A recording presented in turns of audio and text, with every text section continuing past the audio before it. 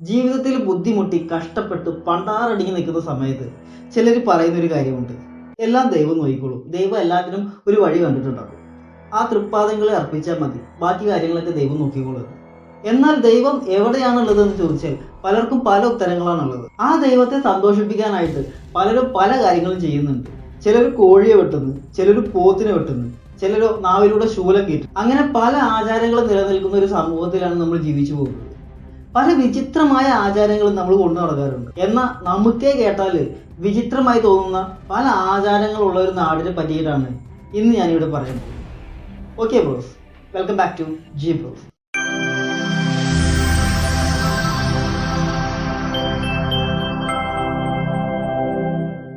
ഓസ്ട്രേലിയക്ക് അപ്പുറത്ത് എന്നാൽ ജപ്പാൻ ഇപ്പുറത്തായിട്ട് പരന്നു കിടക്കുന്ന ഒരുപാട് ദ്വീപുകൾ ചേർന്നതാണ് പസഫിക് ദ്വീപുകൾ അല്ലെങ്കിൽ പോളിനേഷ്യ ദ്വീപുകൾ. അവിടെയുള്ള ചില ദ്വീപുകളിൽ കാണുന്ന ഒരു പ്രത്യേക തരം കൾച്ചർ അല്ലെങ്കിൽ ഒരു സാംസ്കാരിക പ്രതിഭാസമാണ് കാർഗോ കൾട്ട്. ഈ കാർഗോ കൾട്ടിന്റെ പ്രത്യേകത എന്താണെന്ന് പറയുകയാണെങ്കിൽ, ഇവിടെ ദൈവങ്ങളായിട്ട് ആരാധിക്കുന്നത് വിമാനങ്ങളെയും വിമാനത്തിന്റെ റൺവേകളെയും റേഡിയോയെയും ജീപ്പിനെയും അങ്ങനെയുള്ള വസ്തുക്കളെയാണ്. എന്താണ് ഇത്തരത്തിലുള്ള ദൈവങ്ങളെ ഇവർ കൊണ്ടു നടക്കാനുള്ള കാരണമെന്ന് നിങ്ങളിപ്പോൾ ചിന്തിക്കുന്നുണ്ടാവും. അതിന് പിന്നിൽ ഒരു കഥയുണ്ട്. എന്നാൽ ഇവിടെയുള്ള ദൈവങ്ങൾ മാത്രമാണ് ഇത്ര വിചിത്രമായിട്ടുള്ളതെന്ന് ചോദിച്ചാൽ അല്ല, ആ ദൈവങ്ങൾക്കായി നടത്തുന്ന ആചാരങ്ങളും വളരെ വിചിത്രമാണ്. അതിന് ഉദാഹരണമായിട്ട് പറയുകയാണെങ്കിൽ മാർച്ച് പാസ്ത എന്നൊരു ആചാരമുണ്ട്. പട്ടാളക്കാർ മാർച്ച് നടത്തുന്നത് പോലെയാണ് ഇവർ ആ ദൈവത്തിന് വേണ്ടിയിട്ടുള്ള വഴിപാട് അർപ്പിക്കുന്നത്. അതോടൊപ്പം തന്നെ മറ്റൊരു ആചാരമാണ് യൂറോപ്യൻസ് ചായ കുടിക്കുന്നത് അനുകരിക്കുന്നത്. കാരണം ഇത്തരത്തിലുള്ള ആചാരങ്ങൾ നടത്തിയാൽ മാത്രമേ അവരുടെ ദൈവം സന്തോഷിക്കുകയുള്ളൂ എന്നും അതുവഴി അവർക്ക് ഐശ്വര്യങ്ങൾ ലഭിക്കുകയുള്ളൂ എന്നും ഇവർ അടിയുറച്ചിട്ട് വിശ്വസിച്ചിട്ടുണ്ടായിരുന്നു. നമ്മൾ നേരത്തെ പറഞ്ഞില്ലേ കാർഗോ കൾട്ട്. എന്താണ് ഈ കാർഗോ കൾട്ടിന് ഈ പേര് വരാനുള്ള കാരണം? കാർഗോ എന്ന് പറഞ്ഞാൽ വസ്തുക്കളാണ്, മനുഷ്യന് ആവശ്യമുള്ള വസ്തുക്കൾ. അതിൽ വസ്ത്രവും ഭക്ഷണവും എല്ലാം പെടും. ഇവരുടെ ദൈവത്തെ പ്രസാദിപ്പിച്ചാൽ അവർക്ക് ആവശ്യമായ എല്ലാ വസ്തുക്കളും ഇതിൽ നിന്ന് ലഭിക്കും എന്നൊരു വിശ്വാസത്തിന്റെ പുറത്താണ് ഈ കൾച്ചർ അല്ലെങ്കിൽ ഈ മതം ഉണ്ടാവാനുള്ള കാരണം. ഇനി നേരത്തെ പറഞ്ഞല്ലോ ഇതിന് പിന്നിലൊരു കഥ ഉണ്ടാകുമെന്ന്. ആ കഥയിലേക്കാണ് അടുത്ത് നമ്മൾ കടക്കാൻ വേണ്ടി പോകുന്നത്. രണ്ടാം ലോക മഹായുദ്ധ കാലത്ത് അമേരിക്കയും ജപ്പാനും അവരുടെ ആർമി ക്യാമ്പാക്കാൻ വേണ്ടി തിരഞ്ഞെടുത്ത സ്ഥലങ്ങളിൽ ഒന്നായിരുന്നു ഈ ദ്വീപുകൾ. അതുകൊണ്ട് തന്നെ ഒരു കൂട്ടം പട്ടാളക്കാർ ക്യാമ്പിന് ആവശ്യമായ വസ്തുക്കളുമായിട്ട് ഈ ദ്വീപിലേക്ക് എത്തുന്നുണ്ട്. ദ്വീപിലെത്തിയ പട്ടാളക്കാർ യുദ്ധത്തിന് ആവശ്യമായ ആധുനിക സജ്ജീകരണങ്ങളെല്ലാം ആ ദ്വീപിൽ ഒരുക്കുന്നുണ്ട്. കമ്മ്യൂണിക്കേഷൻ സിസ്റ്റത്തിന് വേണ്ടിയിട്ടുള്ള ടവറുകൾ സ്ഥാപിക്കുന്നുണ്ട്, വിമാനങ്ങൾ ലാൻഡ് ചെയ്യാനുള്ള റൺവേകൾ സ്ഥാപിക്കുന്നുണ്ട്, സൈനിക ക്യാമ്പിന് ആവശ്യമായിട്ടുള്ള മറ്റ് സജ്ജീകരണങ്ങളെല്ലാം തന്നെ അവിടെ ഉണ്ടാകുന്നുണ്ട്. എന്നാൽ ആ ദ്വീപിൽ മറ്റൊരു കൂട്ടം ജനങ്ങൾ ഇത് വളരെ ആശ്ചര്യത്തോടെ ആയിരുന്നു നോക്കിക്കണ്ടിട്ടുണ്ടായിരുന്നത്. ആ ദ്വീപിൽ ആയിരക്കണക്കിന് വർഷങ്ങളായിട്ട് ജീവിച്ചുകൊണ്ടിരിക്കുന്ന പ്രാകൃതരായിട്ടുള്ള ആ ദ്വീപ് നിവാസികൾക്ക് ഇതെല്ലാം ഒരു അത്ഭുത കാഴ്ചയായിരുന്നു. കമ്മ്യൂണിക്കേഷന് വേണ്ടി ഉണ്ടാക്കിയ റേഡിയോ ടവറുകളെ അവർ അത്ഭുതത്തോടെയാണ് നോക്കിക്കണ്ടത്. അങ്ങോട്ടും ഇങ്ങോട്ടും ഓടിക്കൊണ്ടിരിക്കുന്ന ജീപ്പിനെ വളരെ ഭയത്തോടെയും അവർ നോക്കിക്കണ്ടു. എന്നാൽ അവരെ ആശ്ചര്യത്തിന്റെ കൊടുമുടി കയറ്റിയത് എയറോപ്ലെയിനുകളായിരുന്നു. അത്രയും കാലം ആകാശത്തിലൂടെ സഞ്ചരിക്കുന്ന പറവകളെ അല്ലാതെ മറ്റൊന്നിനെയും അവർ കണ്ടിട്ടുണ്ടായിരുന്നില്ല. വിമാനത്തിൽ നിന്ന് ഇട്ടുകൊടുക്കുന്ന ഭക്ഷണ പൊതികൾ കണ്ടും വിമാനത്തിൽ നിന്ന് ഇറങ്ങി വന്ന പട്ടാളക്കാരെ കണ്ടിട്ട് അവർക്ക് വളരെ വലിയ ആശ്ചര്യമാണ് തോന്നിയത്. ആ വിമാനത്തെ അവർ ദൈവത്തിന്റെ പ്രതിരൂപമായിട്ടു. വിമാനത്തിൽ നിന്ന് ഇറങ്ങി വന്ന സൈനികരെ ദൈവദൂതന്മാരുമായിട്ട് അവർ കണക്കുകൂട്ടി. കാരണം അവർ ആദ്യമായിട്ടായിരുന്നു ആകാശം വഴി വരുന്ന ഒരു ഐശ്വര്യത്തെ നേരിട്ട് കാണുന്നത്. അവരത് ദൈവം അയച്ച അനുഗ്രഹമാണെന്ന് വിശ്വസിക്കുകയും ചെയ്തു. അവിടുത്തെ പ്രധാനപ്പെട്ട ഒരു മതം അല്ലെങ്കിൽ ഒരു കൾട്ടായിരുന്നു ജോൺ ഫ്രാങ്ക്. അമേരിക്കക്കാരനായ ജോൺ ഒരു സൈനികനായിരുന്നു.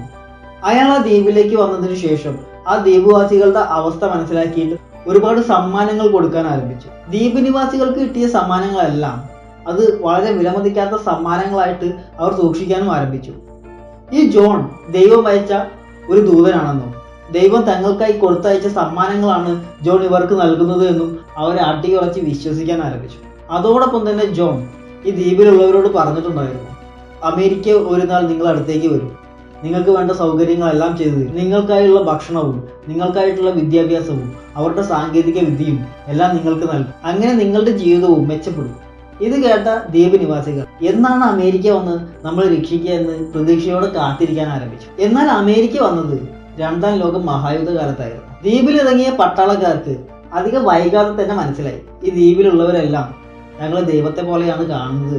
ഈ ഒരു അവസ്ഥ പട്ടാളക്കാർ വളരെ നല്ല രീതിയിൽ മുതലെടുക്കാനും ആരംഭിച്ചു. പട്ടാള ക്യാമ്പിലേക്ക് എത്തിക്കേണ്ട ഭാരമേറിയ ചുമടുകൾ ഇവരെ കൊണ്ട് ക്യാമ്പിലേക്ക് എത്തിച്ചു. മാത്രമല്ല പട്ടാളക്കാരുടെ ഡ്രസ്സ് കഴുകിക്കുകയും അത്തരത്തിലുള്ള മറ്റു ജോലികളെല്ലാം തന്നെ ഇവരെ കൊണ്ട് ചെയ്യിക്കാനും ആരംഭിച്ചു. ഇത്തരത്തിൽ പട്ടാളക്കാരെ സഹായിക്കുന്നവർക്ക് പട്ടാളക്കാർ ചെറിയ ചെറിയ സമ്മാനങ്ങൾ കൊടുക്കാൻ ആരംഭിച്ചു.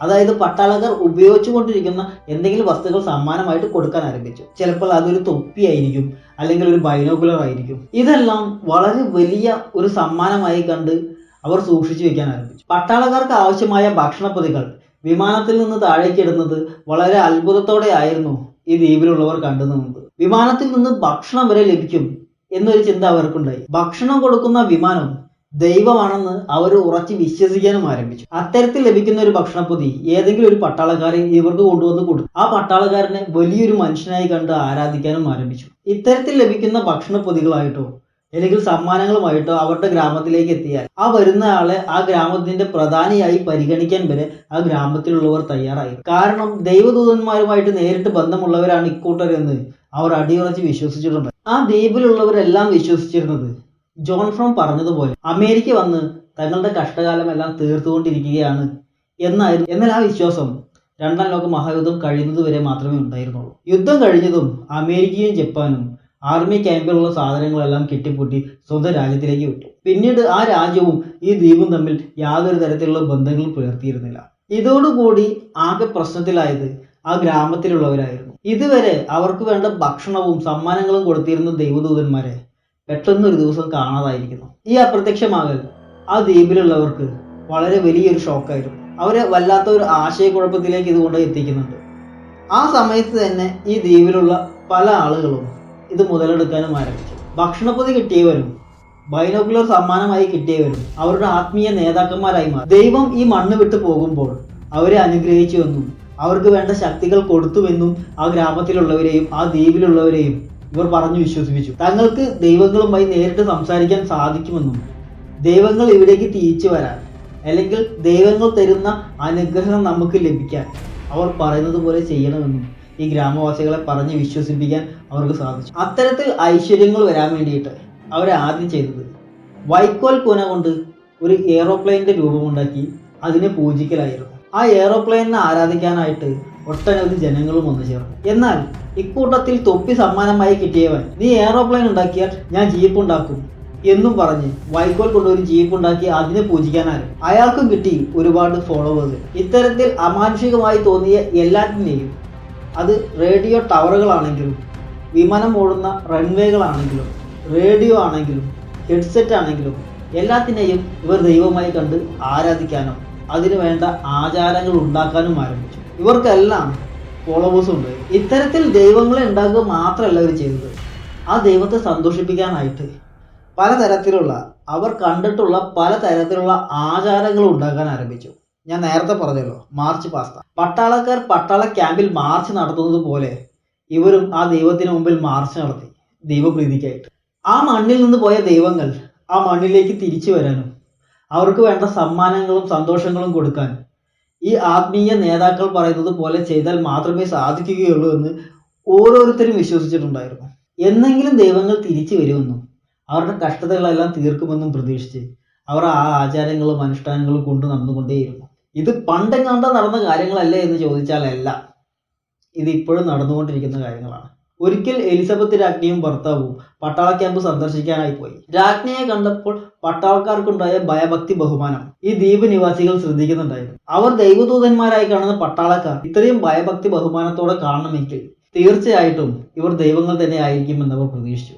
അങ്ങനെ റാണിയുടെ ഭർത്താവായ ഫിലിപ്പിനെ അവർ ദൈവമായി കണ്ട് പുതിയൊരു മതം ഉണ്ടാക്കുകയും അദ്ദേഹത്തെ ദൈവമായിട്ട് പൂജിക്കാനും ആരംഭിച്ചു. കുറച്ചു കാലത്തിനു ശേഷം ഫിലിപ്പിനെ ദൈവമായി കണ്ട് ഒരു കൂട്ടം ജനങ്ങൾ അദ്ദേഹത്തിന്റെ പേരിൽ ഒരു മതമുണ്ടാക്കി തന്നെ പൂജിക്കുന്നുണ്ട് എന്ന് മനസ്സിലാക്കിയ അയ്യോ എന്നെ ദൈവമായി കണ്ട് പൂജിക്കേണ്ട ആവശ്യമൊന്നുമില്ല എന്ന് പറയുന്നതിന് പകരം ഫിലിപ്പ് ചെയ്തത് തന്റെ ഒരു ഫോട്ടോ ഈ കൾട്ടിന് അയച്ചു കൊടുക്കുകയായിരുന്നു. ചുമ്മാ ആരാധിച്ചാൽ ഒന്നും തന്നെ ലഭിക്കില്ല, തന്റെ ഒരു ഫോട്ടോ വെച്ച് പൂജിച്ചാൽ നിങ്ങൾക്ക് ഐശ്വര്യം ലഭിക്കുമെന്നും പറഞ്ഞു. എന്നാൽ അവരെ ആരാധിക്കുന്ന ദൈവത്തിന്റെ ഒരു ഫോട്ടോ അയച്ചു കൊടുത്തതിൽ വളരെ സന്തോഷം തോന്നിയ അവർ ദൈവത്തിനായിട്ട് പന്നിയെ പിടിക്കുന്ന ഒരു മുളങ്കമ്പ് സമ്മാനമായിട്ട് അയക്കുകയും ചെയ്തു.